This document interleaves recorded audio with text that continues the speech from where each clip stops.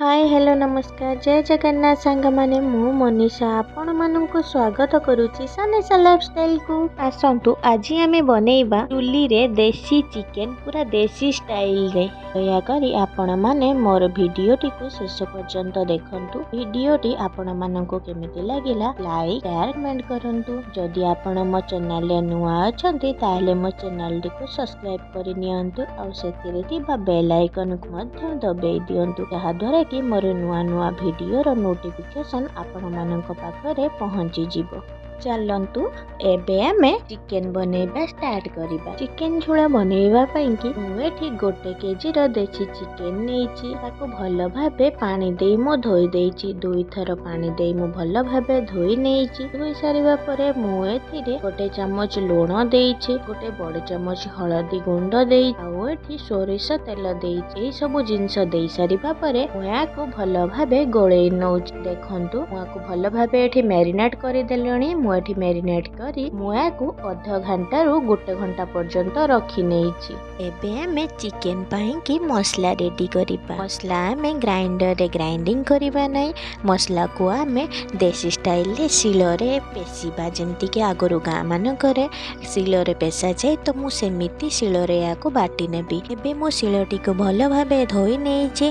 धोई सारिबा परे मु सेतिरे अदा रसुण दालचीनी गुजराती गोलमरीच लवंग गोटा धनिया गोटा जीरा दे एसबु को दे सारिबा परे सेथिरे अल्प टिके पानी दे एसबु को मु भलो भाबे चिकन करी बाटी नेबी। एमिति करी मसला बाटिले तरकारी रो स्वादटी 2 गुणा बढ़ी जाए। तो आमे एमिति करी सब मसला गुडी को भलो भाबे एठी बाटी नै सारिलुनी। हमर एबे मसला बटा सरी गलानी। चलंतु आमे एबे चुली रे कड़ाई बसेइबा। देखंतु मु एठी चुली रे कड़ाई बसे नेछि। कड़ाईटी मोर गरम हे सारिलानी। ए समय रे मु एठी तेल दे दोउची। तेल दे सारिबा परे आगुरु काटी रखिथिबा आलू को सेथिरे आमे देई दबा। देखंतु मु एठी आलू दे सारिबा परे सेथिरे अल्प टिके लूण अल्प टिके हळदी गुंड देई एहाकू भलो भाबे मु गोळेई नउची। एठी मोर कड़ाई रो कलरटी एमिति थिबारु ताको टिके इग्नोर करि नेबे। देखंतु मोर एठी आलूटी भाजी हे गलानी। एबे आमे ताको बाहर करि आनिबा। आलू टिके भलो भाबे भाजीबनी जस्ट टिके गोल्डन ब्राउन हे गले आमे ताको बाहर करि आनिबा। हमर कड़ाई रे अल्प तेल अछि मु सेथिरे आउ अल्प टिके तेल दे दोउची। तेल दे सारिबा परे मु सेठी हाफ चम्मच चीनी दे दोउची। तेल रे चीनी दे सारिबा परे मु सेठी गुजराती देइची दालचीनी देइची तेजपत्र गोटे देइची। दे सारिबा परे केतेबा पियाज को आमे सेथिरे देई दबा। पियाजटी मोळिबा पर्यंत आमे ताको भाजीबा। सेथिरे अल्प टिके आमे लूण देई दबा। पियाजटी मोर एठी गोल्डन ब्राउन कलर हे गलानी। ए समय रे मु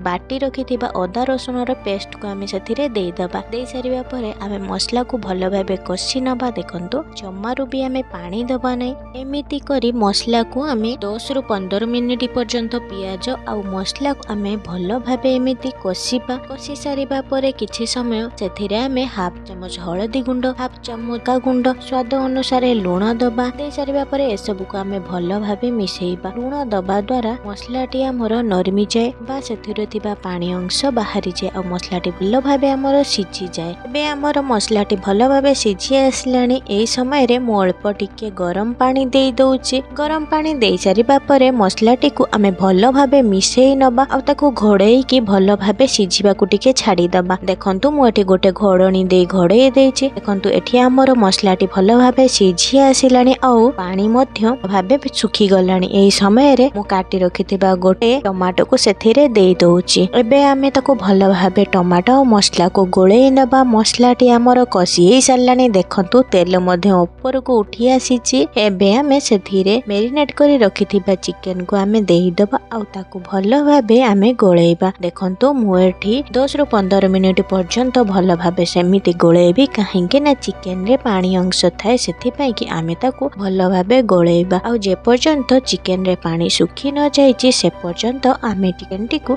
एमिति गोळेइबा। जमारू भी पानी देबे नै। आको आमे घोड़णी देई भलो भाबे सिझेइबा। एमिति कसीबा जमारू पानी दे सिझेबानी एमती भल भाव कषि सारिबा। एठी मसलाटी कषिबाकू प्रायतः अध घंटाए लागिछि। आपण माने मसलाटी को भल भाव कषिबे और चिकेन टी को मध्य कषिबे। मते पूरा पूरी मसला आउ चिकेन सबु किछि हबाकू 1.5 घंटा समय लागि जाइछि। मिनिमम 1.5 घंटाटे मते लागिछि। देखंतु एबे मु आलू देई दउछि, भाजी रखिथिबा आलू को देई दउछि। देई सारिबा परे आमे सब को भल भाव मिसेई नबा। मिसेई सारिबा परे आमे आकू भल भाव एमिति कषिबा। जमारु भी पानी दबानी आउ अल्प टिके जाल देकी आमे कषि। देखंतु एठी हमर चिकेन टी भल भाव कषि हेई सारिछि। चिकेन रो ऊपर को तेल मध्य बाहरी आसीछि। देखंतु चिकेन हमकु एठी कषिबाकू घंटे रु 1.5 घंटा समय लागिछि। भल भाव कषि हेई सारिबा परे आमे एठी पानी दबा। सब बेले मन रखिथिबे चिकेन रे गरम पानी देले टेस्ट अधिक भल आसीथाय। एठी मोर चिकेन गुडीको भल भाव सिझी जाइछि। देखंतु लेग पीस रो कंटा मध्य बाहर को बाहरी आसीछि। एई समय रे आमे जो गरम पानी करिके रखिथिलु सेई गरम पानी को आमे एथिरे देई दबा। एई सारिबा परे ए सब को आमे भल भाव मिसेई दबा। मिसेई सारिबा परे आमे ताको गोटे घोडणी देई दबा। घोडणी देई सारिबा परे ताको 10 रु 15 मिनिट पर्यंत घोडणी दे भितरे ही फुटिबा को छाडिबा। एठी मु घोडणी बाहर करि नेइछि। घोडणी बाहर करि सारिबा परे किंतु मोर एठी चिकेन टी भल भाव रेडी हेई सारछि। आ ग्रेवी मध्य पूरा बहलिया हेई सारछि। एबे मु काटी रखिथिबा धनिया पत्र को ऊपर देई दउछि। एबे हमर रेडी हेई गला गरमा गरम चिकेन। आकु आमे गरम भात सहित खाइबा। आमे कदली पत्र रे बाडी खाइले ताहार टेस्ट मध्य आउरी भल आसी थाए।